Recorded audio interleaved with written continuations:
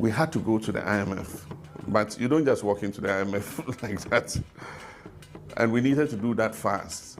And so even though we had written to the IMF, they were taking their time to set up a mission and all that, and come and do a pre-assessment and all that. Meanwhile, we needed this to happen fast, so that the economy could start to come out of the hole in which it was. And so I discussed it with Otumfuo. One of the times I went to Kumasi and I discussed with him and I said, look, we've decided to go to the IMF, but the IMF are dragging their feet and it's taking too long for them to make a decision. But I know you have contacts, with some of these leaders of international finance institutions. So I want you to, get involved and see how you can get us into a program. So he quickly agreed. And I agreed with him. He said he would go and talk to Jim Wolfelson, who was his very good friend and former managing director of the World Bank. So he called Wolfelson, he got an appointment and everything. So we facilitated it. He came to Accra and he flew to Geneva or somewhere where Wolfelson was. He went and met him.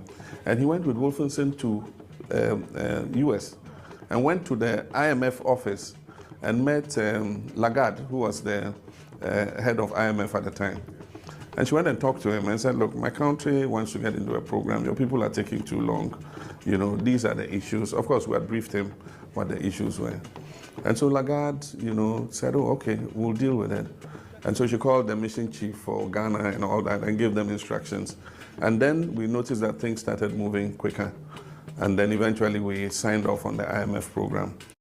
Since 1999, when Otumfuo II was installed as the 16th occupant of the gold stool, he has worked with and supported the various central governments in the country to promote the various national development agenda, starting with the John Agyekum Kufuor administration to the current administration of Nana Addo Dankwa Akufo-Addo. These include the HIPIC initiative.